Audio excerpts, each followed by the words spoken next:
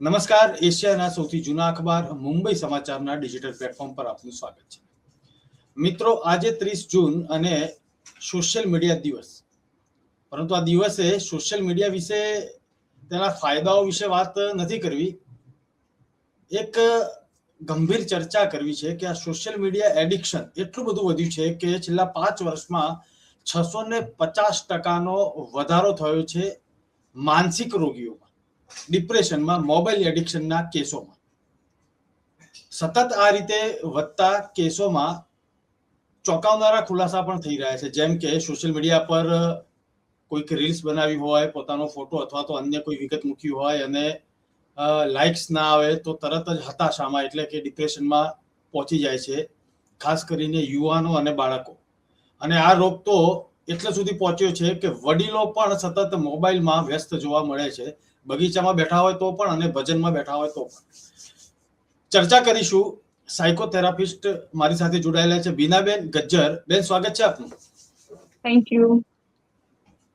આજે 30 જૂન અને social media દિવસ, પરંતુ ચર્ચા સોશિયલ મીડિયાની ફાયદાઓની પછી કરીશું. પહેલા તો તેનો સૌથી મોટો ગેરફાયદો અથવા તો લાલ બત્તી જેને કહી શકાય, એલર્ટ, રેડ એલર્ટ, તે છે મોબાઈલ એડિક્શન અને 650% વધારો થયો છે. શું કારણ?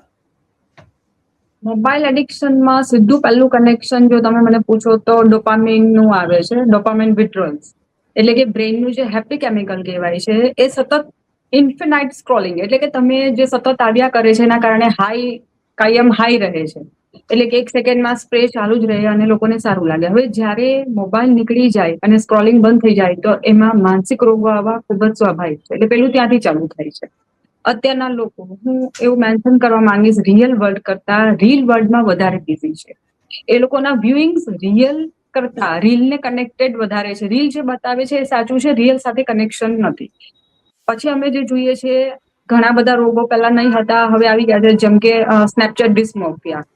સતત ફિલ્ટર લગાવીને જ લોકો પોતાની જાતને જુએ છે, પોતાનો રિયલ ફેસ, પોતાની રિયાલિટી નથી એક્સેપ્ટ કરી શકતા, નથી જોઈ શકતા. હવે તમે વિચાર કરો કે જ્યારે માણસ પોતાને નહીં જોઈ શકે તો એની માનસિક પાંગળતા કેટલી વધી ગઈ છે.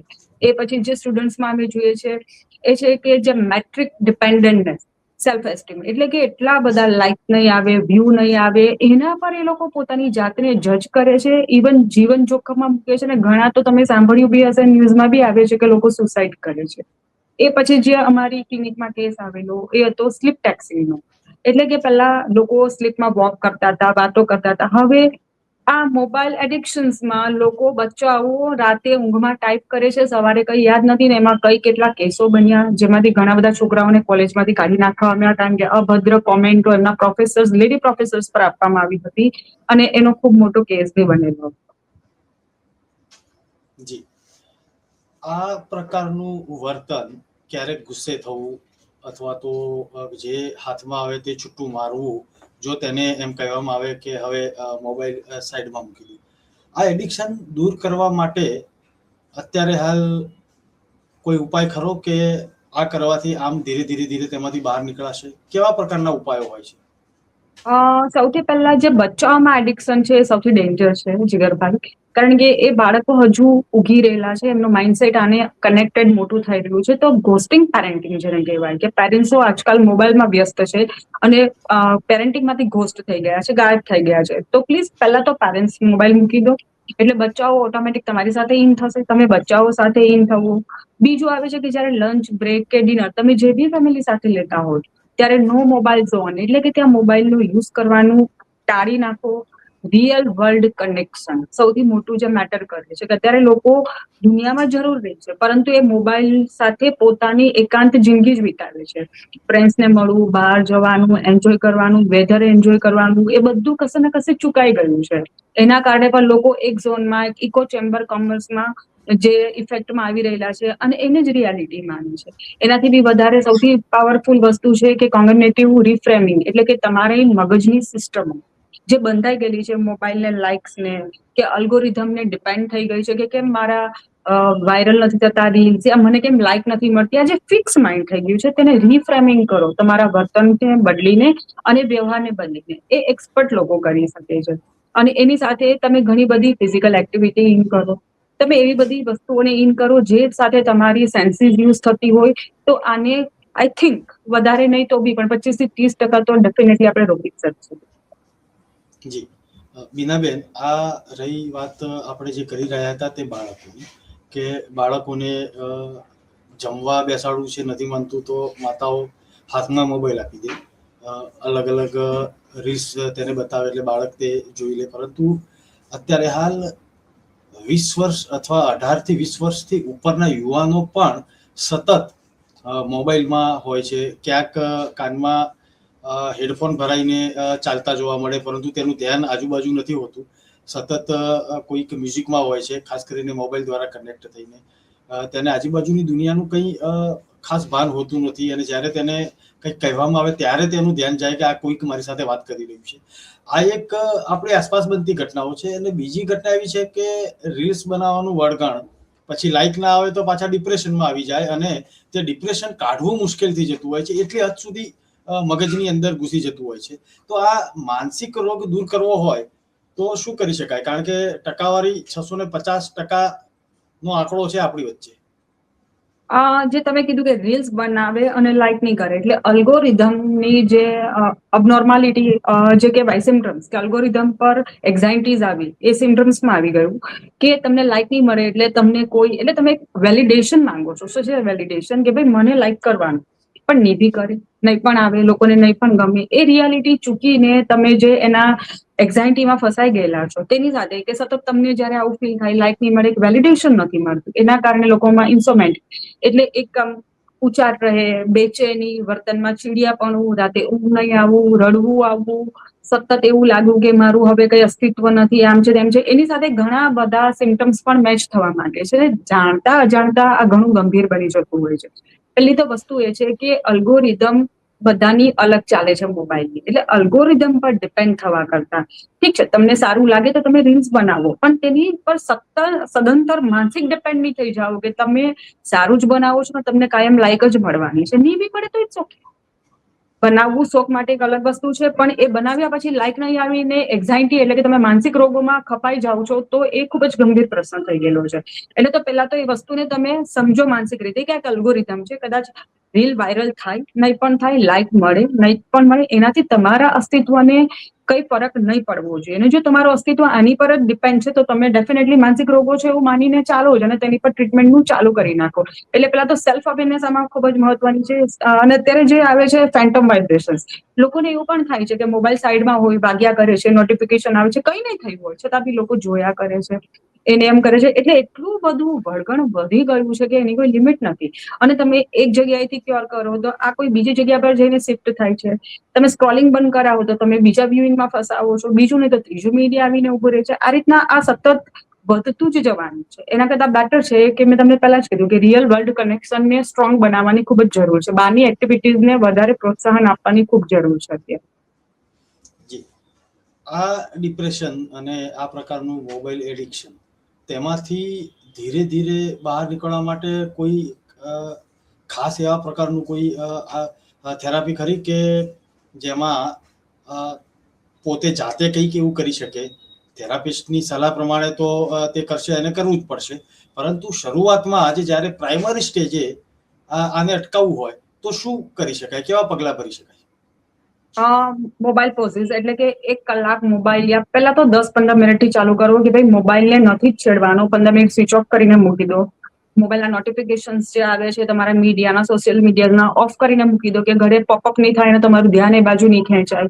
ત્રીજી વસ્તુ આવે છે કે જ્યારે તમે 1 કલાકનો ટાઈમ ફિક્સ કરો છો તો 1 કલાક પર તમે કોઈ ફિઝિકલ એક્ટિવિટી યા કોઈ બીજી લર્નિંગ એક્ટિવિટીને ડેફિનેટલી ઇન કરો, જેથી તમે પૂરેપૂરા ડાયવર્ટ થઈ જાઓ, પછી યુઝ કરો.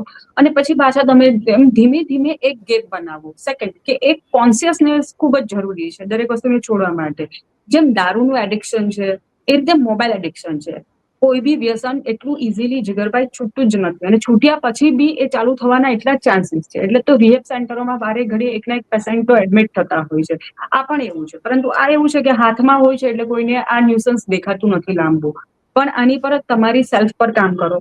મેં તેમ કીધું કે 15 મિનિટ, અડધો કલાક, કલાક એક્ટિવિટીઝમાં ઇન રહેવું, લોકો સાથે વાતચીત કરો, તમને ગમતી પ્રવૃત્તિ કરો, તો ઘણા બધા એવા ફેક્ટર્સ છે કે જેમાં બ્રેઇનને સારું લાગે. નો ડાઉટ પહેલા નહીં સારું લાગે, થોડું અઘરું પણ લાગશે, પણ ધીમે ધીમે આ બિહેવિયરને તમારે એક્સેપ્ટ કરવાનું છે અને આને સ્માર્ટલી કાઢવું પડશે. આ શરૂઆત વ્યક્તિ એટલે કે પેશન્ટના કોન્શિયસનેસથી જ થાય છે, કારણ કે બીજા લોકો તમને સલાહ આપે કે પ્રોત્સાહન આપે તો કેટલો ટાઈમ આપી શકવાના છે. આ આખી વાત તો થઈ કે આપણે શું કરી શકીએ, પરંતુ સૌથી મોટો પ્રશ્ન એ છે કે કદાચ બધાને ખબર છે છતાં નથી ખબર. છતાં પણ હું આજે આ સવાલ આપને પૂછીશ કે મને મોબાઈલ એડિક્શન થયું છે અથવા તો હું મોબાઈલનો માનસિક રોગી છું, તો તેના લક્ષણો શું, એ બીજાને કેવી રીતે ખબર પડે કે આનામાં આ લક્ષણો છે? હું મોબાઈલનો રોગી છું એનું પહેલું લક્ષણ એવું છે કે જો તમે માનો અને તમને સમજ પડે તો જ. બાકી લોકો સામેવાળા સંબંધીઓ ચિલ્લાય છે, તમને અડડાય છે, સંબંધો તૂટી રહેલા છે, બગડી રહેલા છે, અને છતાં બી તમને એવું લાગતું જ નથી, અરે હું તો હમણાં જ મોબાઈલ લઈને બેઠો છું. તો આનું કોઈ સોલ્યુશન નથી જીગરભાઈ. એક તો પહેલા તમને ખ્યાલ આવવો જોઈએ કે તમે કેટલા કલાક યુઝ કરો છો. વ્યક્તિ જ્યારે મોબાઈલ એડિક્ટેડ હોય છે, એ કોઈ બી જગ્યા પર બેઠો હોય, મુંડી મોબાઈલમાં જ હોય છે, એમની સતત મોબાઈલમાં વ્યુઇંગ હોય છે, વાતો પર ધ્યાન નથી, સંબંધોમાં ધ્યાન નથી, સંબંધો કદાચ તૂટી બી રહેલા છે, કોઈ બી કઈ બી હોય કે વેઇટિંગ હોય 5 મિનિટનું બી હોય તો સતત સ્ક્રોલિંગ ચાલુ હોય છે, યા ઓલ ટાઈમ ફોન પર હોય છે, અને સામેવાળા વ્યક્તિઓ ઇમોશનલી નિગ્લેક્ટ થાય છે, રિજેક્શન્સ આવે છે, એમને કદાચ કોઈ પ્રોબ્લેમ હોય ને પેલા લોકો મોબાઈલમાં હોય છે, જ્યારે ખરેખર જરૂર હોય ત્યારે અવેલેબલ હોતા નથી. તો આ ધીમે ધીમે વ્યક્તિઓ અનુભવે છે કે વ્યક્તિ હાજર છે પરંતુ નથી હાજર, અમારા માટે તો નથી જ બનેલો. અને એ સંબંધોમાં જ્યારે પડઘાઓ પડે ત્યારે ઘણા આગળ વધી ગયેલા હોય છે. એટલે પહેલા તો વ્યક્તિનું સ્વીકારવું કે એડિક્શન છે. સેકન્ડ કે એડિક્શન્સ પર તમે કેટલું સાચું સમજી શકો છો અને પોતાની જાતને એક્સેપ્ટ કરી શકો છો, અને એને દૂર કરવા માટે તમે કેટલા તત્પર છો. જો તમે નથી માનતા તો એનું કોઈ સોલ્યુશન છે તો બહુ બધા સોલ્યુશન્સ તમારી સાથે શરૂઆત છે. જી, છેલ્લો સવાલ છે, કારણ કે તે સવાલ વિના કદાચ આપણી આ ચર્ચા અધૂરી રહેશે. બીનાબેન, લક્ષણો આપણે તપાસ્યા અથવા તો આપણે શું કરી શકાય તેની ચર્ચા કરી, બાળકોથી માંડીને વડીલો સુધી. આ આખી વાતમાં આપની જે કેરિયર છે તેમાં કોઈક એક એવો કેસ આવે છે કે જે એવું વિચારાય કે અરે યાર આ શું થયું, આ પહેલા તો આવું જોયું જ નથી, ખાસ કરીને મોબાઈલ એડિક્શન માટેનો હોય? જી જીગરભાઈ, સુરતમાં એક કેસ બનેલો જે ખૂબ જ મીડિયામાં પ્રચાર એટલે બહુ ફેમસ થયેલો હતો. એક છોકરીને ગૂગલ દેખાતું થઈ ગયું. ગૂગલ તેની સાથે વાત કરીને આત્મહત્યા કરીને મળી ગઈ. એટલે એટલું બધું એડિક્શન છે ને એટલું બધો ગંભીર વિષય થઈ ગયો છે કે બાળકોને જે વસ્તુ નથી. હવે તમને કોઈ એમ કે મને ભૂત દેખાય તો તમે બાબા પાસે, ભુવા પાસે લઈ જાઓ, પરંતુ તમને કોઈ એવું કે તમે ગૂગલ દેખાય તો તમે કયા બાબા, કઈ મસ્જિદે, કયા મંદિરે કે કઈ જગ્યા પર તમે લઈ જશો? એનું કોઈ સોલ્યુશન જ નથી. આ એવી વસ્તુ છે જે 100% મોબાઈલ એડિક્શનના લીધે થયેલી હતી. બીજો જે કેસ અમારી પાસે આવેલો એ મેં તમને કીધું સ્લીપ ટેક્સિંગ્સનો હતો કે જે અભદ્ર કોમેન્ટો લેડી પ્રોફેસર પર કરવામાં આવી હતી, અને પછી જે પ્રોબ્લેમ આવેલા હતા છોકરાઓને નો ડાઉટ કાઢી નાખ્યા કોલેજમાંથી, પણ એ સાબિત કરતા કે આ એક માનસિક રોગ છે ત્યાં સુધીમાં એમના કરિયર ખરાબ થઈ ગયેલા હતા. અત્યારે સુરતમાં જ મોબાઈલ્સને લઈને જે એક બહુ મોટું ખૂન થયેલું હતું, પેનિલનો જે કેસ હતો કે એને ઓટીટી પ્લેટફોર્મ જોઈને એક છોકરીને જાહેરમાં મારી નાખી. એ પછી બી સ્કૂલમાં જે નાના બચ્ચાઓને એટેક છે એમાં બી કશે ને કશે સોશિયલ મીડિયા સ્ક્રોલિંગનો બહુ મોટો ભાગ છે. એ પછી એક છોકરો જે 12 વર્ષની ઉંમર પર પિતા બનવાનો, તો આ બધા જ કેસ અહીંયાના જ છે અને કશે ને કશે આ સોશિયલ મીડિયા ને એડિક્શન્સના લીધે જ બનેલા. જી, આપની આ વાતમાં હું એક વાતનો ઉમેરો કરું. અત્યારે હાલ ખૂબ જ ચર્ચાસ્પદ કેસ છે પુણેનો કેતન અગ્રવાલ મર્ડર કેસ. તેમાં પણ જે તેની મંગેતર એટલે કે જેની સાથે સગાઈ થઈ હતી અને તેના પ્રેમીએ ગૂગલ પર સર્ચ કર્યું કે હત્યા કેવી રીતે કરવી અને લોહગઢ કિલ્લામાંથી ધક્કો મારવાનો આ આખું આ જે પ્લાનિંગ જે છે તે લોકોએ જાતે જ કબૂલ કરી લીધેલું છે કે અમે આ રીતે ગૂગલમાં સર્ચ કરેલું હતું. એક્ઝેક્ટલી. એટલે એ લોકોને એ પાછું આ જે અત્યારે મીડિયા વાળી જે જનરેશન છે એ લોકો એ નથી સમજતી કે ગૂગલ તમને રસ્તાઓ આપશે કે કઈ રીતે કરવાનું, પરંતુ એ પકડાશે નહીં એની કોઈ ગેરંટી નથી કે એમના બ્રેન એટલું ડીકોડ નથી કરતા કે આ નહીં પકડાશે. એટલે કે એ લોકોને એવું લાગે છે કે એમની સ્માર્ટનેસ કાયદાઓ કરતા પણ ઉપર છે. હાલાકી એ ખૂબ જ પાંગડી વિચારસરણી કહેવાય અમારી લેંગ્વેજમાં, કે એવું નહીં પોસિબલ બને. આ બધી મોબાઈલની દેન છે. જી, આજે 30 જૂન અને સોશિયલ મીડિયા દિવસ તો છે, તેના ફાયદાઓ અઢળક છે દર્શક મિત્રો, જો તમે સાચી રીતે તેનો યુઝ કરો તો. બાકી તો અત્યારે હાલ જે ચર્ચા કરી તેમ ડિપ્રેશનમાં જ સતત જતા રહેશો જો મોબાઈલ એડિક્શનમાંથી બહાર નહીં નીકળતો. મુંબઈ સમાચાર પર આપ આ પ્રકારના કાર્યક્રમ સતત નિહાળતા રહેશો. બીનાબેન, આપ મારી સાથે જોડાયા તે બદલ હું આપનો આભાર માનું છું.